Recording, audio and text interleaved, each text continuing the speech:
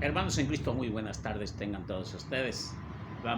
Estamos en un video más aquí para alabar al Señor, para glorificarlo, anunciando su palabra, anunciando todas esas cosas bellas que nos ha dejado en la iglesia y para la iglesia. Y para ello nos vamos a poner en presencia del Señor. En el nombre del Padre, del Hijo y del Espíritu Santo. Amén.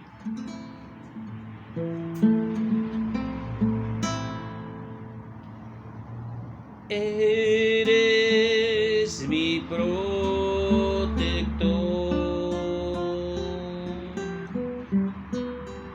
llenas mi corazón con canto de liberación, de angustia me guardarás, confiaré en ti, confiaré en ti, y en mi debilidad fuerte soy, con el poder de Dios. Sí, Señor, tú eres mi protector, mi corazón. Aquí estamos una vez más para adorarte a la medida de nuestras posibilidades.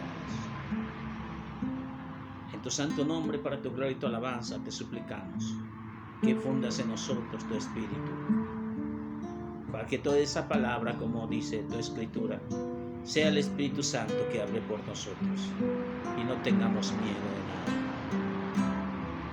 Gracias, Señor. Confiamos en ti. Haz que tengamos labios de profeta y oídos de discípulo. Haz en nuestro pecho un corazón nuevo, un corazón de carne, que se estremezca con tu palabra, con la siempre presente y enveselladora palabra de Dios. Gracias, mi Señor, bendito seas. Eres mi protector, llenas mi corazón con cánticos de liberación, de angustia me guardarás, confiaré en ti, confiaré en ti, y en mi debilidad fuerte soy, con el poder de Dios.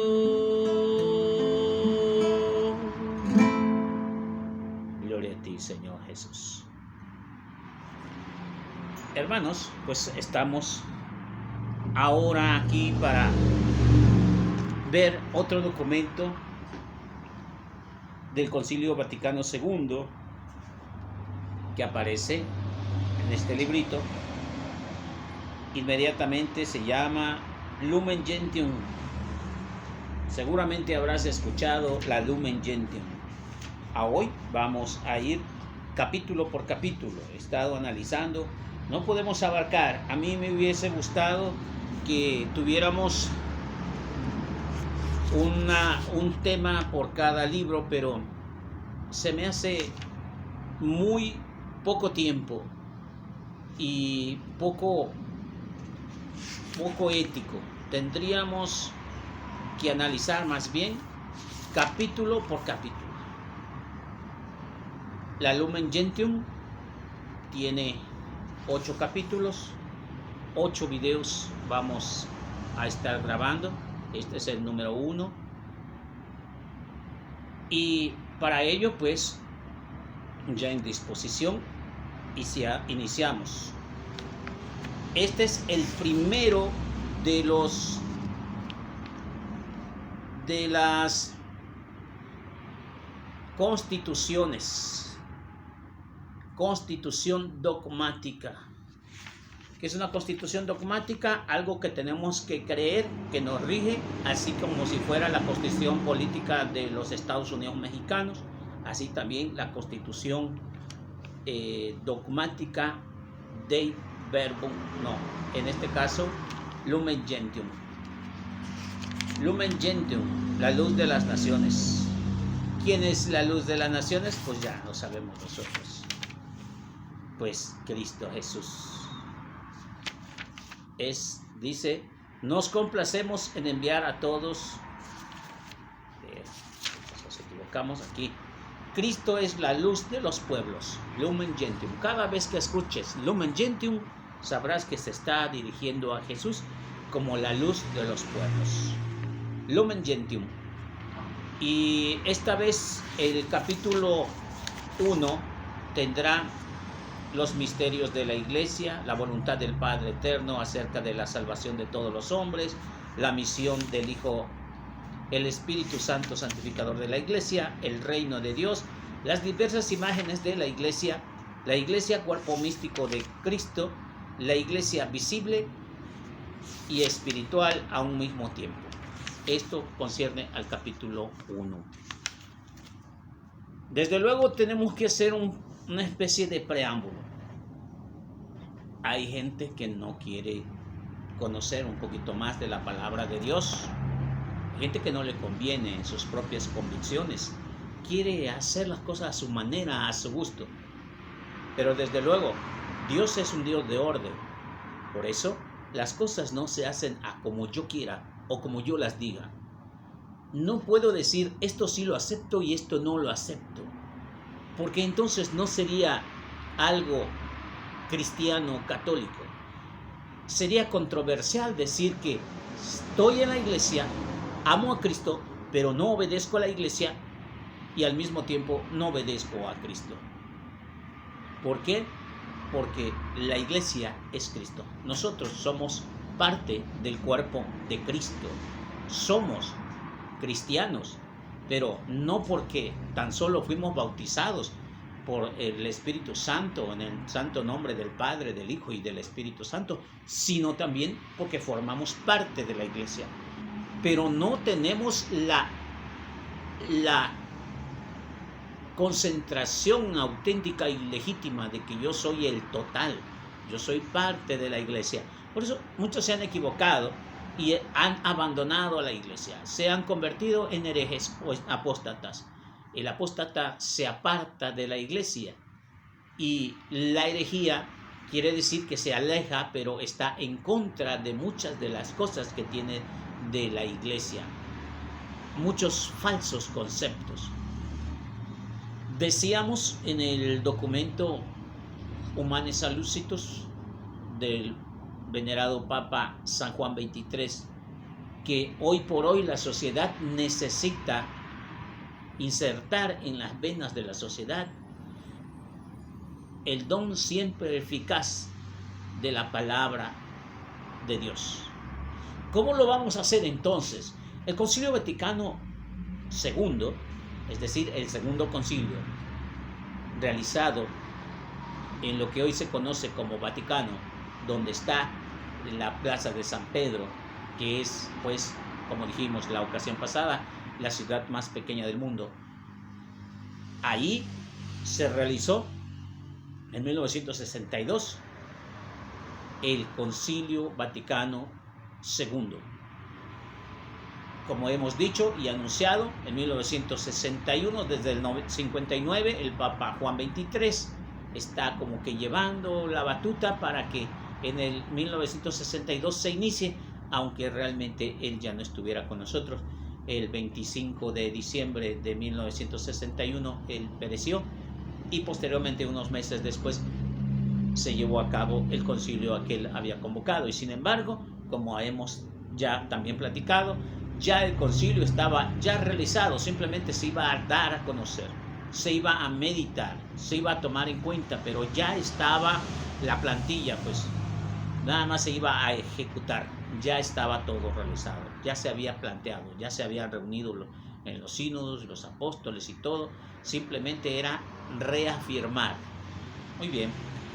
La Lumen Gentium, pues, este documento nos va a conllevar sobre constitución dogmática sobre la Iglesia, los misterios de la Iglesia.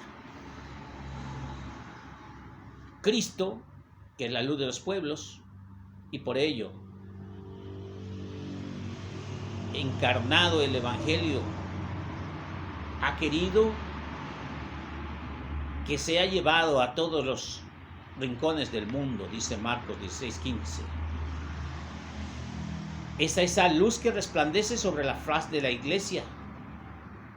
Por ende, la Iglesia es en Cristo un sacramento, o sea, un signo de instrumento de unión íntima con Dios y de la unidad de todo género humano. Ella se propone presentar a sus fieles y a todo el mundo con mayor precisión su naturaleza y su misión universal. Detengámonos un poquito. Cristo es la luz del mundo, la luz de las naciones, ¿sí? Su mensaje de amor está pues para dar a toda la humanidad. Pero ¿quién y cómo lo va a ejecutar? A través de sus apóstoles, que es la Iglesia.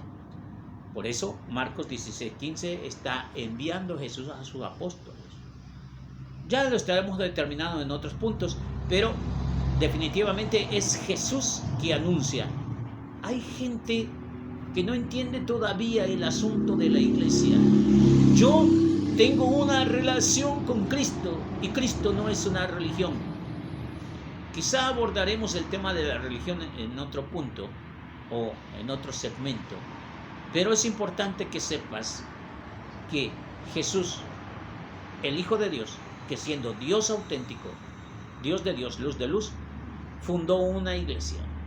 Y ese mensaje de amor que dio a sus discípulos primeramente, ellos nos transmitieron ese mensaje que hoy conocemos como Sagradas Escrituras y tradición apostólica.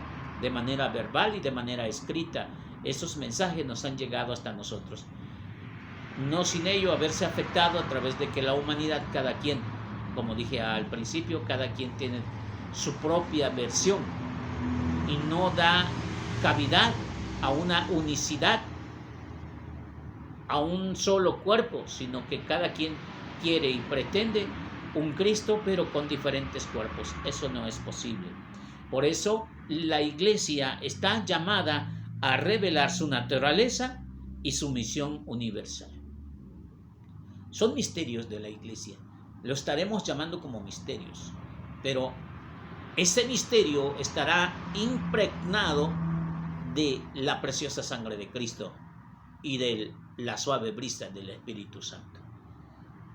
Por eso la Iglesia va a buscar demostrar quién es la Iglesia, cómo es la Iglesia y para qué nos sirve a nosotros la Iglesia.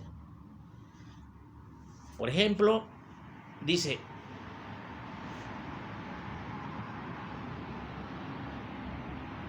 las condiciones de nuestra época hacen más urgente este saber de la Iglesia, que todos los hombres de hoy están íntimamente unidos por múltiples vínculos sociales, técnicos y culturales.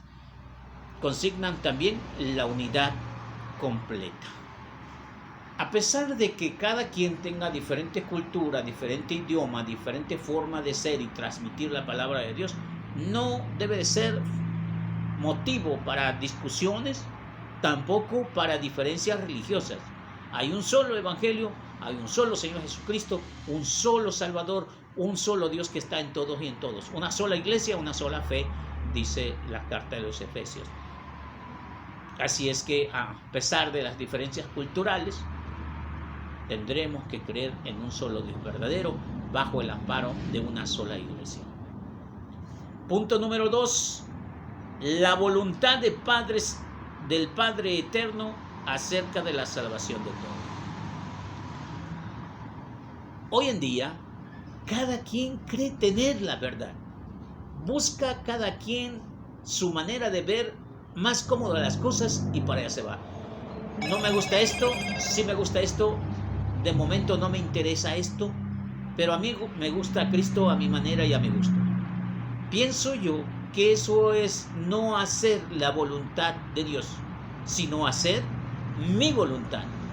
No es hacerse semejante a Dios, a su imagen y semejanza, sino nosotros querer hacer a Dios a nuestra imagen y semejanza.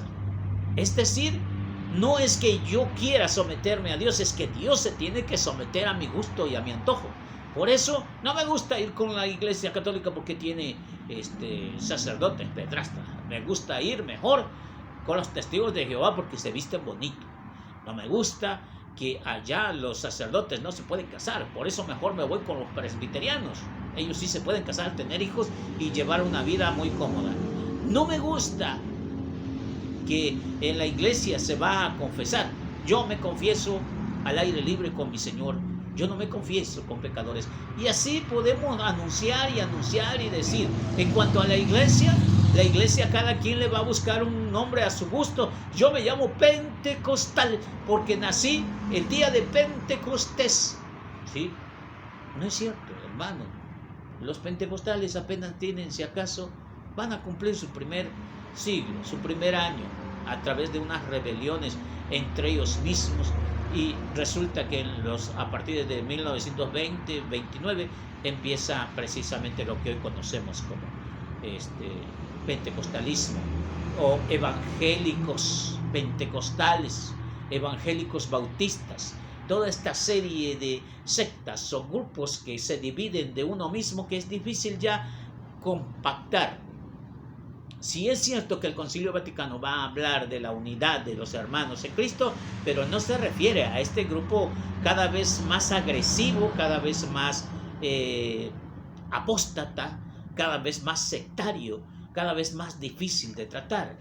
Y cuando habla la iglesia acerca de nuestros hermanos que se acerquen, estamos hablando de aquellos que tienen historia, iglesias históricas que entienden los primeros concilios y que aman a Cristo, a la Virgen, y que al final de cuentas son pequeños detalles lo que nos ha dividido como iglesias ortodoxas, iglesia luterana, iglesia calvinista, anglicana y otras iglesias. Pero no quiere decir que estos grupos que han aparecido como salpullido, eso no, definitivamente no los tienes contentos con nada.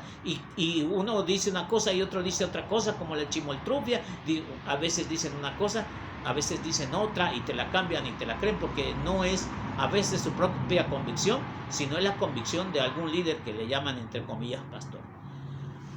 Bueno, entonces, la voluntad del Padre Eterno acerca de la salvación, Dios envió a su único Hijo, por eso dice el numeral 2, el Padre Eterno por una disposición libérrima y arcana, o sea, porque se le dio su regalada gana, o sea, en otras palabras ya más mexicanas, por sabiduría y bondad, creó todo el universo, decretó elevar a los hombres a participar de la vida divina. O sea, Dios creó todo el universo. Ya sabemos que Dios se especificó, buscó la forma de edificar al hombre, de formar al hombre, de darle a la criatura una especie de divinidad bonita. Quiso que participara de algo espiritual, no así con toda la creación. Aquellos que estén llevando, estamos prosiguiendo adelante de escuela y pastoral después del 3er grado, estamos hablando sobre la dignidad humana. No tan solo es capaz de relacionarse con Dios, es relacionarse con los demás, consigo mismo, con la naturaleza. Es un ser espiritual en esencia el ser humano. Por eso, soy una persona a través de que oigo, escucho, hablo, camino, pienso, reacciono. Soy creativo, soy persona, sí, está muy bien. Pero principalmente la primera característica es que soy hijo de Dios y que soy capaz de relacionarme con mi Dios, con los demás, con la naturaleza y conmigo mismo. ¿Sí? Bueno, pues entonces, acerca de que Dios quiso que el ser humano participara de una espiritualidad explícita, una espiritual y una relación con Dios mismo, no consigo mismo. Hoy en día está malinterpretada. Yo creo que en el yo creo en el yo, pero no es Dios, sino yo, o sea que yo soy Dios. Yo no confío en fuerzas de otras personas, confío en mí, por eso tengo fuerza de voluntad. Eso confunden la capacidad humana con la capacidad divina. Ciertamente eres un ser humano, ciertamente tienes capacidades, pero también debilidades. El destino del hombre está en Dios, el origen de Dios, el origen del hombre está en Dios, y su fin último está en Dios. ¿Qué? Hermano, tú eres apenas así un granito de arena en una playa inmensa, que apenas así es la palma de la mano del Señor. Bueno, continuamos. Adán y Eva, a pesar de haber pecado, no los abandonó, los dispensó siempre de auxilios para la salvación, en atención a Cristo Redentor, que es la imagen invisible, primogénito de toda criatura. Colosenses capítulo 1, verso del 1 al 15. Y cuando dice primogénito, y siempre hay mucha gente que se enreda. Está, Jesús es estriado. No, Jesús es Dios, es imagen de Dios, para que no te equivoques. Cuando dice primogénito de toda criatura, porque si el hombre había sido diseñado como único y especial, y ese hombre se había derribado, ahora el Verbo hecho carne está en la cima de todo punto central, ¿me entiendes? Por eso es la imagen de Dios, primogénito de toda criatura, el más importante de todas las criaturas. Porque entonces Jesús vino a ser criatura. Jesús se encarnó. Por lo tanto, es una carne privilegiada. No es un ser humano cualquiera, ¿me entiendes? ¿Sí comprendes? O sea, es un ser humano, se hizo carne, pero un ser humano perfecto. Un Adán perfecto. No el Adán débil que se sometió a la autoridad de su esposa y que ella desobedeció a Dios, y por eso vino la caída, la desobediencia. Jesús es perfecto, por eso es primogénito, es el primero de todo lo que se llama creación, está por encima de toda la creación. Bueno, entonces el que está por encima de la creación es Dios. Pues Jesús es Dios. Ya estamos en frecuencia. Muy bien. A todos los eligió el Padre antes de todos los siglos. Los coincidió de antemano y los predestinó a ser conforme a la imagen de su Hijo, para que éste sea primogénito de muchos hermanos. Estamos hablando de la humanidad de Jesús, no de la divinidad. O sea, Jesús no fue creado divinamente. Ojo, Jesús está hablando en este momento, Colosenses capítulo 15 y la carta de los Romanos 8, verso 29, está hablando de la humanidad de Jesús. Humanidad, no te confundas, hermano, por favor. Al ratito se vuelven testigos de Jehová, están diciendo que Jesús no es Dios. Y estableció convocar a quienes creen en Cristo a la Santa Iglesia, y fue prefigura desde el origen del mundo, preparada, administrada a la historia del pueblo de Israel y a la antigua alianza, constituida en tiempos definidos, manifestada por la efusión del Espíritu, y se consumará gloriosamente al final de los tiempos. Entonces, como se lee en los Santos Padres, todos los justos desde Adán hasta el justo Abel, hasta el último elegido, serán congregados en la Iglesia Universal en la casa del Padre. ¿Qué quiere decir el número 2 acerca de la voluntad del Padre en la salvación de los hombres? Pues que Dios tuvo el detalle que después de la caída de Adán, los resguardó a través de este grupo, esta congregación que específicamente en un momento dado de la historia se le llama Iglesia Católica. Para salvar al mundo, Jesús envió a su único Hijo. Jesús, para mantener todo el mensaje divino. Dice aquí que la iglesia fue prefigurada.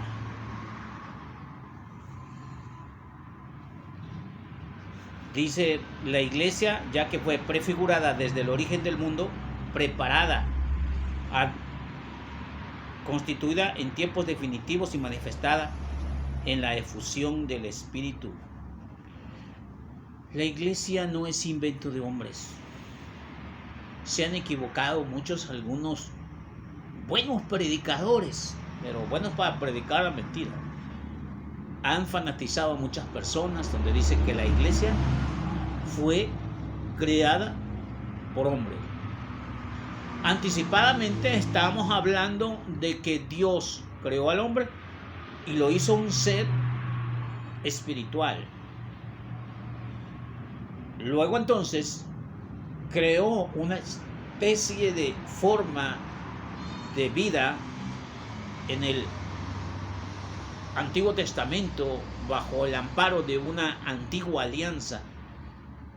Y ese pueblo elegido de Dios, descendiente de Adán, descendiente de los patriarcas, nos va a dar, con la llegada de Jesús, la realización sublime de una iglesia, los congregados.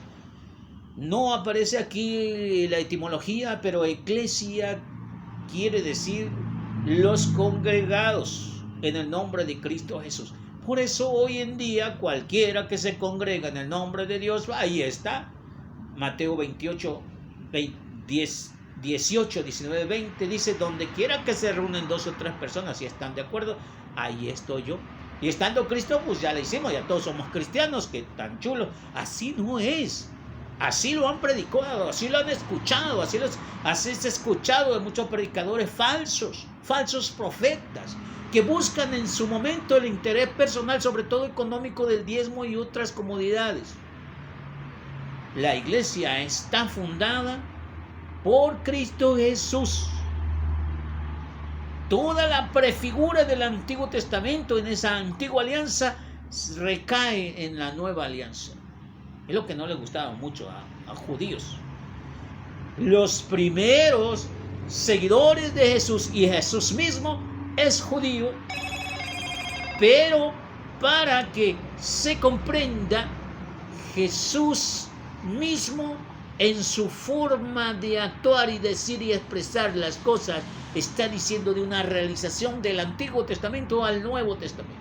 No en muy pocas partes Jesús empieza a escudriñar la palabra de Dios. Tenemos todo el capítulo 5 del Evangelio de San Mateo, donde aclara y afirma toda la antigua alianza acerca de la nueva alianza. Jesús es la realización. Y para que no se perdiera el mensaje de salvación, por eso Jesús no mandó a hacer Biblias como hoy todo mundo pretende decir, que si no está en la Biblia, en una actitud fundamentalista, es decir, cuéntame lo que está en la Biblia, y si no está en la Biblia no te lo creo, dice mucho. Jesús no mandó escribir Biblias.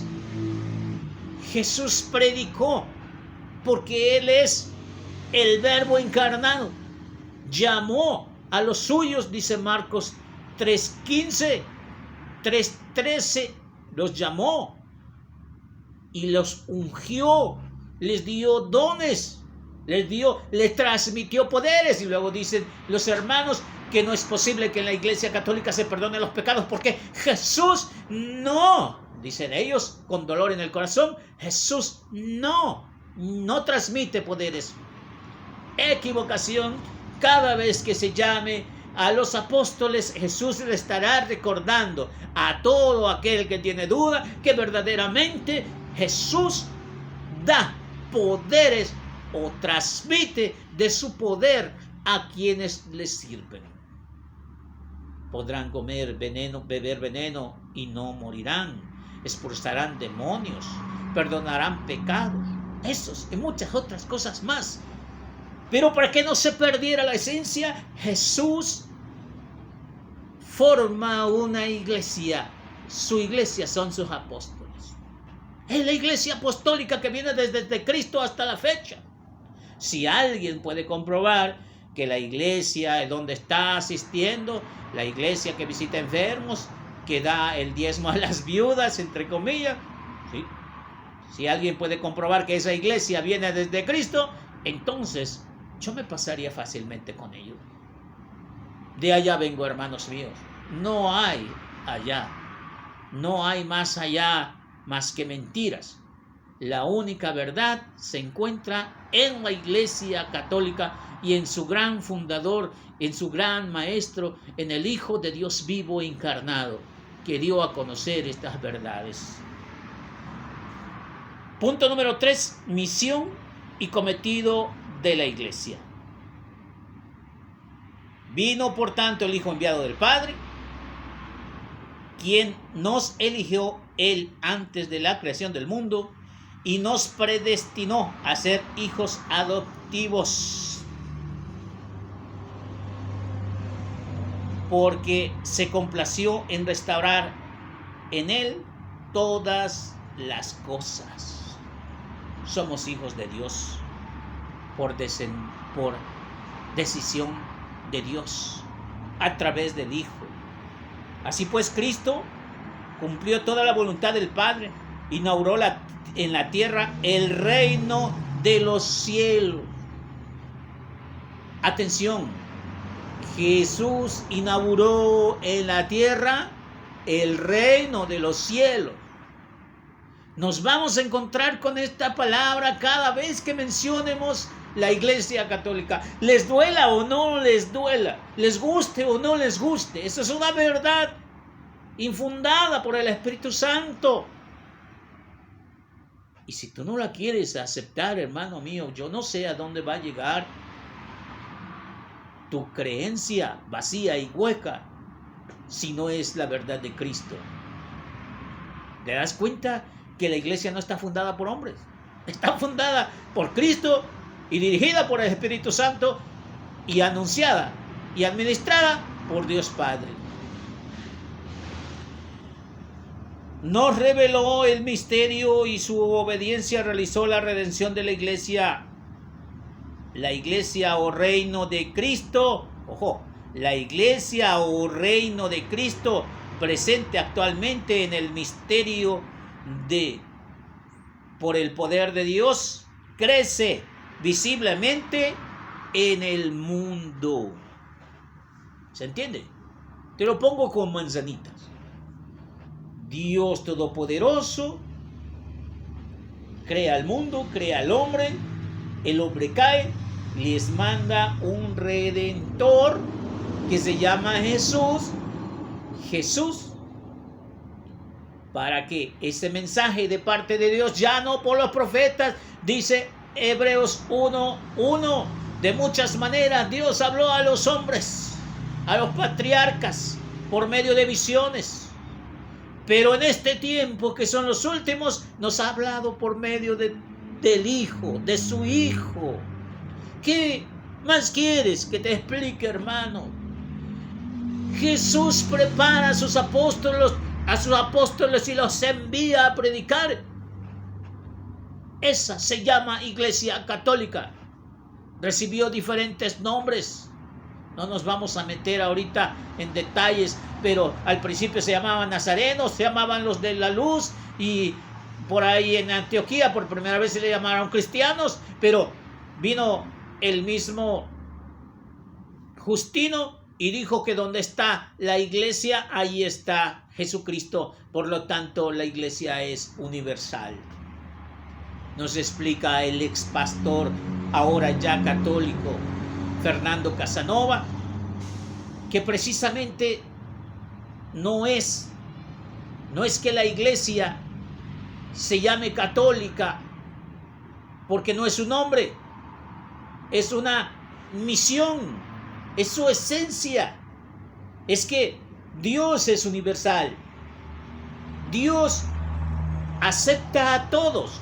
Es por ello que la iglesia es de esa misma dimensión, No porque a fuerza tenga que ser tildada o etiquetada como santa, una santa católica y apostólica. Es su esencia. Esas no son características de su forma. Es su esencia. Así fue llamada. Para eso fue llamada. Para ser universal. Bueno, pasamos al siguiente punto. Dice, por medio de esta iglesia, Cristo es nuestra Pascua. Por Él ha sido inmolado. La unidad de los fieles que constituye un solo cuerpo de Cristo está presentada y realizada para el sacramento eucarístico. Todo alrededor del cuerpo de Cristo. Ya no está Cristo con nosotros, no lo podemos ver, sí lo podemos ver, ahí está el Santísimo, ve, ahí está el cuerpo de Cristo. Pero no me habla. Ah, esa es otra cosa. Tú estás pensando en que te va a hablar, ni que estuvieras tan chulo. Y quizá en su misericordia infinita te va a hablar, pero no de la forma que tú quieras, sino de la forma que a Él mejor le parezca y cuando Él crea necesario. Así es que si quieres buscar un milagro, si quieres descubrir al Señor en la Eucaristía, acércate todos los jueves y todos los domingos en preferencia para la comunión, y si no, en cada misa. Todos los días hay misa. Todos los días hay misa. Punto número 4, Espíritu Santo santificador de la iglesia. Mira, hermano, a mí me gustaría leerte todo lo que aquí dice, pero nos vamos a tardar muchísimo. Pero la iglesia que fundó Cristo está consumada a través del Padre, todo realizado por el Hijo, pero fue ungida por el Espíritu Santo a través de ese Pentecostés que nos marca la Biblia. Fue enviado el Espíritu Santo el día de Pentecostés a fin de santificar indefinidamente la iglesia, y para que de este modo los fieles tengan acceso al Padre por medio de Cristo en un mismo espíritu. Es el Espíritu que da vida. Es la fuente del agua que salta hasta la vida eterna, por quien el Padre vivifica a los hombres muertos por el pecado hasta que resucite sus cuerpos mortales en Cristo. El Espíritu Santo habita en la iglesia y en el corazón de los fieles como un templo. Aquí pues entonces puedes darte cuenta que no es invento la iglesia católica. Aquellas personas que dicen estas cosas desconocen mucho de Cristo. Hablan porque la lengua no tiene control, como dice la carta de Santiago, capítulo 3. No pueden controlarla. Un barco se controla con un pequeño detallito que se llama timón y puede mandar a todo el cuerpo. A veces no pueden dominar esa lengua. Y por eso andan diciendo que es hecha por hombres y que el Espíritu Santo no está en ellos y que ahora que la iglesia católica no es digna de tener el Espíritu Santo. El Espíritu Santo lo tiene a aquellos que sí visitan a los pobres. Sí, visitan a los pobres, predican la palabra de Dios, pero para su propia conveniencia y para que el pastor esté llenándose los bolsillos con el diezmo. Para eso, y entonces sí, cada uno, más de 70,000 iglesias en la actualidad que dicen que son cristianas, se están llenando de billetes a través de muchas mentiras. El Espíritu Santo es el que actúa en la iglesia católica. Con la fuerza del Evangelio rejuvenece la iglesia, la renueva incesantemente y la conduce a la unión consumada con su esposo. En efecto, el Espíritu y la esposa dicen al Señor Jesús, ven. Apocalipsis 22:17. Ven, Señor Jesús. Así hay un canto. Ven, solo ven, ven. Esa es la única palabra certera y acertada acerca de el cuerpo de Cristo y su esposo. Así es que Toda la iglesia aparece como un pueblo reunido en virtud de la unidad del Padre y del Hijo y del Espíritu Santo. Punto número 5. El reino de Dios. El misterio de la Santa Iglesia se manifiesta en la fundación, pues, de nuestro Señor. Dio comienzo a la iglesia predicando la buena nueva, es decir, la llegada del reino de Dios prometido. Cada vez que yo escucho algo acerca del reino de los cielos, acerca del reino de Dios, pongo muchísima atención porque fue la única forma en que regresé a la iglesia católica. Quiero que sepan. En una ocasión ya me dio empapado, media forma de regresar a la iglesia. Me hicieron una pregunta que estaba preparando a mis hijos para la primera comunión. Digo, pregúntenme, yo voy a ir para decirles que eso de la comunión, puro cuentito. Pero en la misa me hicieron una pregunta, ¿qué es el reino de los cielos? Alguien dijo, la palabra de Dios, Jesús, la tierra, la iglesia, así como lotería. Y yo dije, es un lugar donde reina Dios. ¡Bingo! Pero hoy me doy cuenta que es mucho más que eso todavía. Quizá esa es la punta del iceberg. Reino de Dios es donde gobierna Dios allá en los ángeles, con los ángeles, los querubines, las potestades, los tronos, no sé cómo le quieras llamar, pero son diferentes elementos celestiales. Allá está, sí, aquí es el reino de Dios. Pero el reino de Dios en la tierra se instaura cuando llega Jesús. Y eso se llama iglesia. Donde Jesús reina, ahí está la iglesia. Ya entiendes por qué la iglesia es universal. Ya entiendes por qué la iglesia es católica. Porque precisamente es donde está Cristo, ahí está la iglesia católica. Ahí reina Cristo, ahí está gobernando en tu corazón. Ahí está el amor, la abundancia, el Espíritu Santo que te ennoblece, que no te deja actuar, porque después que recibes a Cristo en tu corazón, ya no sirves ni para pecar, porque ahora te conviertes en un fiel discípulo del Señor.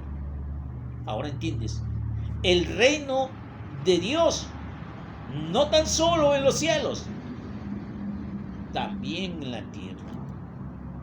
Esa misma que se había destruido, la misma fe, la misma espiritualidad que había sido destruida en los primeros tiempos con los padres, nuestros ancestros,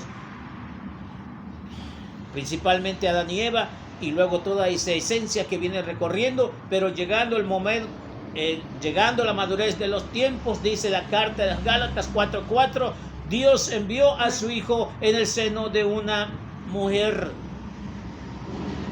y esa mujer es virgen. Y la Virgen se llama María, dice San Lucas capítulo 1, verso 27. Y la Virgen se llama María. Y la Virgen se llama María. Y la mujer que aparece en el libro de Apocalipsis es la Virgen María, que nos da al Salvador, que nos da al aquel que va a gobernar por los siglos de los siglos, con la vara de hierro, dice Isaías capítulo 7, verso 14. No la están inventando en ningún momento. La iglesia es ungida por el Espíritu Santo precisamente para ser parte del reino de Dios aquí en la tierra. El reino de Dios, el reino de los cielos, pero aquí en la tierra. Por eso se llama iglesia. Iglesia. ¿Te das cuenta ahora el gran pecado de aquellas personas que se alejan de la iglesia para seguir, ahora sí, a unas ideologías humanas? Se alejan de la verdad. Y dice Isaías capítulo 5, verso 20, ay de aquel que diga a lo malo bueno y a lo bueno le llame malo. ¿Cuántas veces no has escuchado eso? La iglesia católica es la prostituta, la Babilonia. Yo mejor me voy con ellos. Con aquellos sí respetan el día séptimo, que es el día sábado, porque estos han faltado al respeto al día sábado. Yo por eso mejor me voy con los adventistas del séptimo día. ¿Qué tan equivocados estamos, hermanos? ¿Hasta dónde hemos llegado? Punto siguiente, las diversas imágenes de la iglesia. Mira, hermano, concretémonos qué es la iglesia de Cristo y sus grandes misterios. Ahora, así como la palabra también tiene diferentes imágenes, la iglesia también tiene imágenes. Y ahí te va, escucha con mucha atención. Así la iglesia es un redil, única y obligada, puerta de Cristo. No hay más. No hay más iglesias.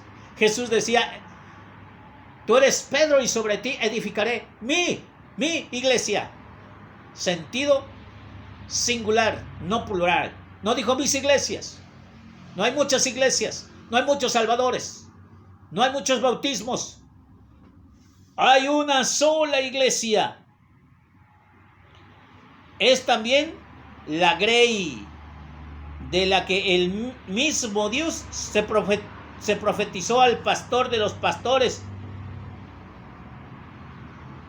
Ezequiel capítulo 34, Isaías 40, cuyas ovejas, aunque conducidas ciertamente por los pastores humanos, son guiadas y alimentadas continuamente por Cristo mismo, único y buen pastor, príncipe de los pastores, dice San Juan capítulo 10, verso 11.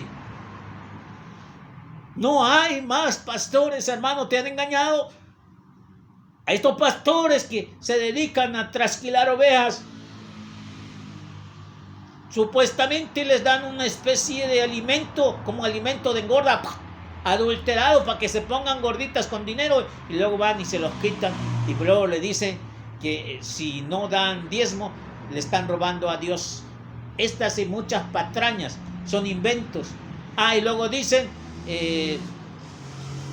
una ideología de la abundancia, que entre más des, o sea, ya no se refieren al diezmo, entre más des ofrenda, primicia y todas esas cosas, diezmo, entre más des es mejor. O sea que ya no es del diezmo.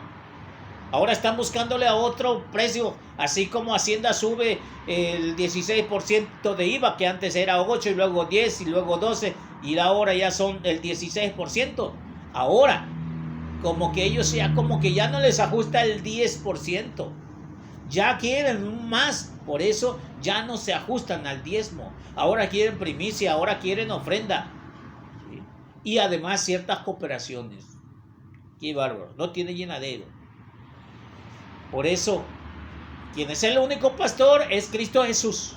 Y es la única puerta. No hay más puertas. Es la única grey, el único rebaño, pues. No hay más. Aquel, inclusive cuando tú leas capítulo 10 del Evangelio de San Juan, desde el verso 1 en adelante, te vas a dar cuenta, dice, aquel, ellos escuchan mi nombre, me conocen. Pero hay gente, el malévolo, ha querido imitar la voz del Señor y por eso no entra por la parte de enfrente, sino se brinca. Por eso dice, aquel es un ladrón, porque no entra por la puerta, sino que entra a escondidas, y así es el ladrón, y se lleva las ovejitas y le está abriendo, y sálganse porque este no es el rebaño. Y por eso has escuchado mucho en la iglesia, sálganse de la Babilonia, aléjense de la iglesia católica, porque ellos están pensando en sus grandes intereses que está equivocada la iglesia católica, y a Jesús lo dejan solo parado en la puerta. Y muchas ovejitas prefieren 1000 veces que se las devore el lobo a que regresen a la iglesia católica. Soy testimonio de la gran misericordia de Dios, que afortunadamente, para gloria y alabanza al Señor, tuve que regresar después de haber estado en diferentes grupitos, diferentes sectas protestantes. Otra imagen de la iglesia es la labranza o arada de Dios, en ese campo que crece en arbustos de olivo, cuya raíz santa fueron los patriarcas. He visto esta forma, este diseño en una capilla de Acapulco, de Juárez, cuando bauticé a mi a mi pequeño David. Y recuerdo que, bueno, fui su padrino, pues para que aquellos que no me entiendan. Y me quedé observando una imagen donde estaba los patriarcas en la parte central de abajo del tronco del árbol, y finalmente la Iglesia Católica hasta el final, hasta arriba como tronco común y hasta arriba, hasta el cielo. Y las diferentes ramas que se han ido separando y otras que definitivamente se han ido cortando de la rama común. Así también nos recuerda. En la cual esas raíces se realizó y concluirá la reconciliación de los judíos y los gentiles. El celestial, el agricultor, la plantó como viña escogida. Así lo dice el profeta Isaías capítulo 5. La verdadera vid es Cristo, que comunica su vida fecunda a los sarmientos. Aquel que ya no pertenece a la iglesia se ha podado solito. Se llama apostasia. La iglesia está designada o también designada a ser edificación de Dios, como dice Colosenses 3:9. El Señor se comparó con la piedra que rechazaron los constructores, pero fue puesta como piedra angular, como dice Mateo 21:42, Hechos 4:11. Sobre esa fundada los apóstoles levantan la iglesia. Lo que siempre están discutiendo. Uno lo dice Mateo 16:18 y empiezan a decir, no, Pedro no es piedra. Pedro es como, no es la roca, Cristo es la roca. Y están discutiendo tonterías. Yo no estoy diciendo si Cristo es la roca y si Pedro es la roca y que si Pedro es piedrita y que si no, que si es Pascual o que yo no sé qué tantas cosas le inventan y le rodean. Pero al final de cuentas, en conclusión, está identificando. Jesús se autodefine así. Ve tú los primeros capítulos, los primeros versículos, capítulo 16, y te vas a dar cuenta cómo Jesús está pidiendo una aclaración de qué es lo que dice la gente de él, para dar una explicación de quién es él, y luego da una explicación de quién es Pedro, quién era, quién es y quién será posteriormente. Eso es lo que está diciendo esa parte de la Biblia. Pero hay muchos que le dan vuelta, hay muchos que buscan o prefieren elegir o decir otras cosas que centrarse en Cristo. Es necesario que tú, hermano, estés cimentado en la verdad. Cristo es la roca de una iglesia que se llama Iglesia Católica. No hay más iglesias. A mí me gustaría darte la razón, pero sería en contra no de mi convicción, porque no se trata de ser egoísta, sino la convicción universal de toda la humanidad, la espiritualidad y la esencia de Dios mismo, que quiere que nos amemos los unos a los otros, pero no te puede amar con mentiras a los demás. Se le tiene que decir la verdad. Y dice San Juan Pablo II, digamos y profesemos la verdad aunque nos quedemos. Los 12 discípulos primero. Tenemos que hablar con la verdad. Me gustaría mentirte y decirte que todas las iglesias son buenas. No, no es cierto. Eso es mentira. Al contrario, solamente una es fundada por Cristo y las demás inventadas por hombres. También se le dice a la iglesia casa de Dios, en la que habita toda la familia. La habitación del Espíritu Santo también se le llama. Tienda de Dios entre los hombres. También se le llama templo santo, que los santos padres celebran como representando a los templos de piedra. La liturgia, no sin razón, compara la ciudad santa, la nueva Jerusalén. La nueva Jerusalén. No la Babilonia, como dicen los hermanos adventistas. La Babilonia, la prostituta que se emborracha con la sangre de los discípulos, de los apóstoles. No, Señor. Es la nueva Jerusalén aquí en la tierra, que remontará a la Jerusalén, a la nueva Jerusalén que nos espera allá como promesa. Dice San Juan, contempla esta ciudad santa y bajando en la renovación del mundo junto a Dios, ataviada como esposa, engalanada por su esposo. Capítulo 21, verso 1. La iglesia también es llamada la Jerusalén de arriba, la madre y nuestra, Gálatas 4:26. También se describe como la esposa inmaculada del Cordero, capítulo 19 de Apocalipsis 21, capítulo 9, a los que Cristo amó y entregó por ella, para que quede libre de mancha. Dice, y sin embargo, nuestra iglesia camina en una tierra lejos del Señor. Se considera como destierro. Adán y Eva. Acuérdate. Adán y Eva, que ellos fueron desterrados. No alejados de Dios, pero no estaba Dios en presencia. Solamente los miraba. Dios está con nosotros. Dios nos mira.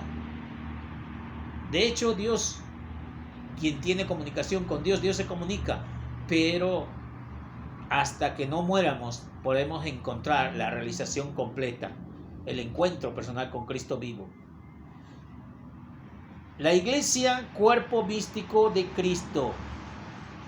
Es necesario que todos los miembros se hagan conforme a Él hasta que el extremo que Cristo quede formado con ellos, dice Gálatas 4:19. Gálatas 4:19 dice, vuelvo a sentir los dolores de parto hasta que Cristo se forme en ustedes. Qué palabras tan hermosas. Así es la iglesia. La iglesia de Cristo vive para que tú, hermano que estés alejado, regreses. Para que tú que tengas dudas, las aclares. Para que tú que vives en contra de la iglesia de Cristo, para que tú te convenzas de que hay una sola iglesia y esa iglesia es el cuerpo de Cristo. Donde está el mero jefazo, está en la iglesia católica. Y no es el Papa, por cierto. El Papa es un servidor nada más como tú y como yo, un ser humano que no goza de ninguna divinidad. Es un ser humano. ¿Y por qué lo reverencian? Es un representante como tú cuando ves ahí al presidente López Obrador todos los días. No sé qué tantas cosas dice. Después de una hora con trabajo termina diciendo una o dos frases buenas a su favor. Pero así es como es la iglesia. El jefe de la iglesia no es el Papa, es Cristo mismo. Así es. Y nosotros no pagamos diezmo, nosotros solamente servimos a la iglesia de Cristo. ¿Sí?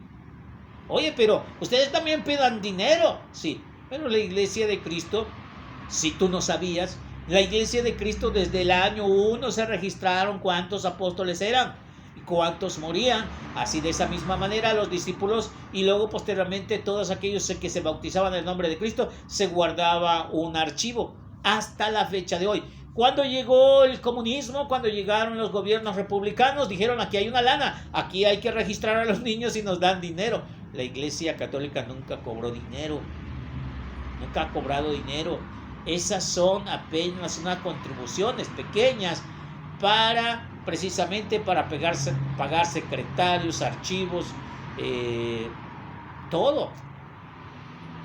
Y pregúntame cuánto das tú en el diezmo, lo más seguro, o en la ofrenda, o en la limosna, comúnmente se le llama limosna. De verdad da tristeza que cuando vas a discutir con los amigos una promo de 100 varos no te tientas el corazón, hasta 200 y 300 pesos. Pero si un día das 100 pesos a la iglesia, te está doliendo en el corazón, te está doliendo en el pecho. Por eso mejor das unas cuantas moneditas, así no hay ningún problema. Oh, hermano mío, no debe ser de esa manera. Punto siguiente, la iglesia, cuerpo místico. Ya estamos ahí. Por todo el cuerpo alimentado y trabajado por las coyunturas y ligamentos, crece en aumento, dice Colosenses 2:19. ¿Quién sabe cómo, pero el reino de Dios crece? Él mismo conforta constantemente al cuerpo que es la iglesia todos los dones de los ministerios, por los cuales la virtud derivada de él nos prestamos mutuamente a su servicio para la salvación. Finalmente, tenemos un punto que se llama la iglesia visible y espiritual a un tiempo. Mira que solamente algunos hermanos no católicos van a estar diciendo que la iglesia es invisible, que la iglesia que menciona la iglesia católica no es la iglesia católica porque la iglesia es invisible, es por el Espíritu Santo. No te voy a dar un 10, te voy a dar un 5 porque le falta la otra respuesta, te falta el otro 5. La iglesia de Dios es invisible, la iglesia de Dios es visible. Es que Isaías nos dice que Dios no habita en construcciones hechas por manos de hombre. Bueno, donde tú te reúnes es un lugar y es un templo y está hecho por manos de hombre. No, nosotros predicamos al aire libre. Sí, a tus inicios, pero ahorita ya tienes tu templo, también le llaman templo, casa de Dios. Así ya no le llaman iglesia, así dice, y la casa de mi padre, casa de Dios se tiene que llamar. Y ustedes han hecho de la iglesia una cueva de ladrones. Pero eso es una patraña, es un truco. No te dejes convencer. La iglesia de Dios es invisible porque nos sigue a través del Padre, del Hijo y del Espíritu Santo que no se ven. Pero al mismo tiempo es visible porque nosotros somos el cuerpo de Cristo y Cristo mismo es la iglesia. Y además contamos con el cuerpo de Cristo en el Santísimo Sacramento del altar. Y ahí puedes ver a Cristo por si tú no sabías o no querías reconocerlo. Cristo está realmente en presencia en la Santa Eucaristía. ¿Quieres entenderlo? Ese es tu problema. Yo solamente estoy llamado para venirte a hablar de la verdad. La aceptes o no, como dijera el padre Luis Toro, mírame cómo me preocupa. La iglesia de Dios es invisible y es espiritual al mismo tiempo. Pero como Cristo realizó la obra de la redención en pobreza y persecución, de igual modo la iglesia está destinada a recorrer el mismo camino, con el fin de comunicar los frutos de salvación a los hombres. Cristo Jesús, existiendo en forma de Dios, se ha donado a sí mismo tomando la forma de siervo, dice Filipenses 2. No quiso ser respetado como Dios, simplemente de ser obediente, y una obediencia que lo llevó a la cruz, una cruz de dolor, una cruz de muerte. Por eso todos, dice Filipenses 2, del 1 hasta el 13, por eso toda rodilla se dobla a la presencia del Señor en los cielos y en la tierra, y gritan, Jesús es el Señor. Hasta ahí, hermanos míos, mil disculpas si los que se han quedado hasta una hora para meditar este documento Lumen Gentium en su primer capítulo. No te pierdas los otros capítulos que seguramente van a estar empapados de la palabra de Dios. Lumen Gentium, luz de las naciones, luz de los pueblos. ¿Y te has dado cuenta ahora de dónde saca tantas cosas el padre Luis Toro? Que el padre Luis Toro no es el que inventó la Iglesia Católica. No faltará algunos que dicen que Constantino inventó la Iglesia Católica. Así van a decir, la Iglesia de Luis Toro, la Iglesia Católica la llama la Iglesia de San Luis del Toro. Ya no será Iglesia Católica. No, señor.